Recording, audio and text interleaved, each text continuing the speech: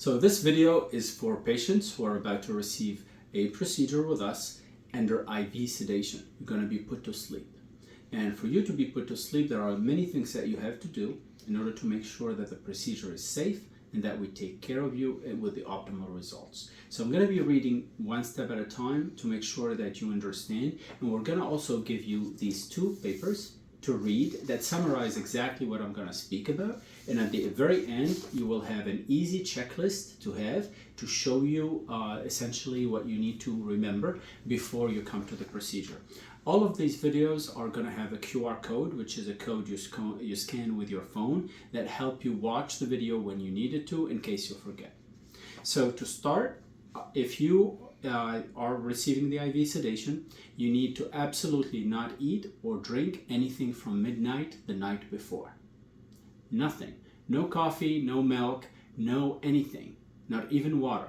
On the morning of the procedure, you're going to essentially take your antibiotics because I'm going to circle back to that. You're starting your antibiotics a day before. So let's speak about that first. So a day before your procedure, let's say your procedure is on Thursday at 12. On Wednesday morning, you're going to start taking your antibiotics. If your antibiotics are 3 times a day, that would be morning, lunch, and dinner. And then on the day of your procedure, Thursday morning, since you cannot eat or drink, but you still have to take your antibiotics and your blood pressure medication, you're going to take that with a sip of water, not a big quantity of water. Not coffee and not tea and not anything else, just water and a sip of it just so you can get that pill in.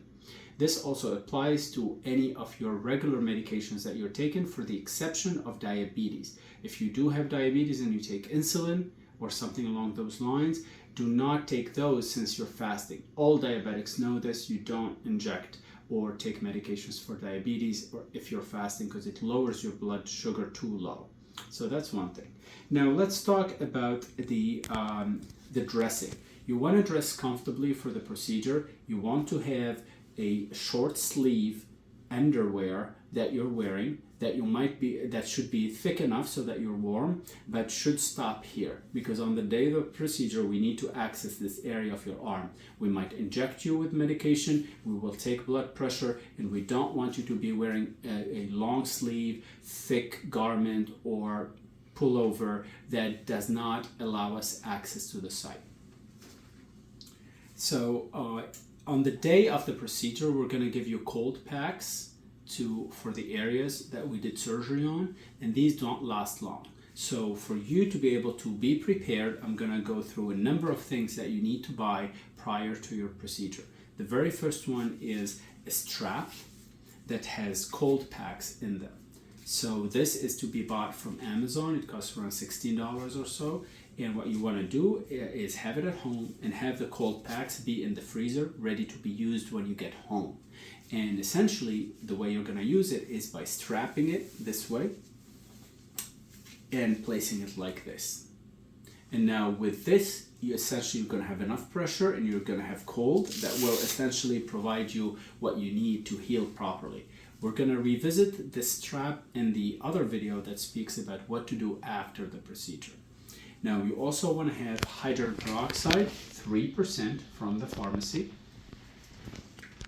You want to have your antibiotics, your painkillers, your anti-inflammatories, your mouthwash, all of what was prescribed to you. You want to get Listerine, non-alcohol. You want to get Afrin, no drip. You want to get a Flonase. And you want to get a saline. The saline nasal spray for congestion, hypertonic. This one happens to be isotonic, but the one you want to get is hypertonic saline, meaning concentrated with salt, so it decongests. This is extremely important to use, and I'll show you how to use it later. But essentially, I'm going to go one step at a time so that I don't trip over myself. You need to plan for your procedure by booking the whole day for IV sedation patients. You need to book at least an afternoon or at least a whole morning. Also, because you're going to be put to sleep, somebody has to come pick you up. We cannot let you go on your own after the procedure. Somebody has to sign off of you, and they have to be a major, meaning 18 years of age or older. They cannot be a young adult. That's one thing. So arrange to have that person be able to come pick you up within, usually ask how long the procedure will take, so that you can synchronize with the person who is going to come pick you up and sign off for you.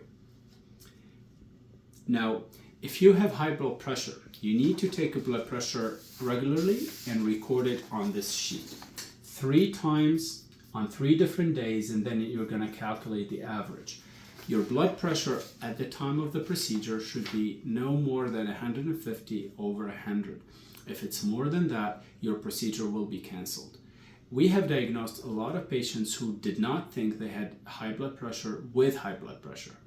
And this is because when we see them for a consultation, we take blood pressure, and if it's too high, we ask them to do exactly the same thing prior to coming to the procedure. Some patients have the white coat syndrome, so when they come on the chair, their blood pressure goes high very quickly, and that's okay, as long as we have record that normally their blood pressure is on the lower side, meaning 150/100 and less. Now, I'm going to go back here and talk about the blood thinners. If you are taking blood thinners, do not stop taking them unless your primary care physician or cardiologist has instructed you before to do it for any procedure. And they must have told you within 3 days or 5 days before your procedure, stop it and come back. That is not our recommendation. That is a recommendation of your primary care physician or your cardiologist. So make sure you check with them before you stop any of the blood thinning medications. So now your prescribed antibiotics, as we spoke before, you're going to start taking it on Wednesday morning if your surgery is on Thursday.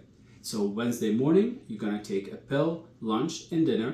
And then the next day, because you're going to have IV sedation, you're going to be put to sleep, you're going to take a sip of water with your blood pressure medication and the antibiotics again. And then you're going to come to the office. If you have asthma, you need to bring a full inhaler with you. You cannot come in without your inhaler, and it has to be a full one, not an empty one that has only one puff, because if on the day of the procedure you have an asthma attack, we have to have exactly the medication that you use in order to give it to you so that we avoid complications. Now, we spoke about Afrin.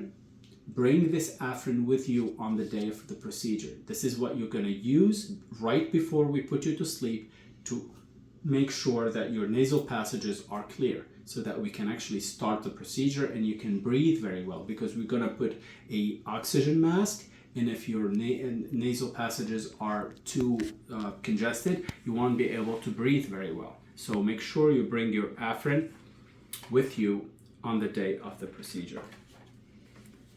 Now, if you are prescribed a medication called Medrol dose pack, which is a dexamethasone anti-inflammatory medication, bring that with you to the day of the procedure. One of our staff members will give it to you in a timely manner to make sure that it hits the system right when we need it the most. I think I am almost done with all of these points. At the end, you have this checklist that summarizes all the points that we spoke about for you to remember. This paper you need to bring with you on the day of the procedure, and also the same paper will have QR codes that you can scan with your phone to watch this video when you need it. Thank you.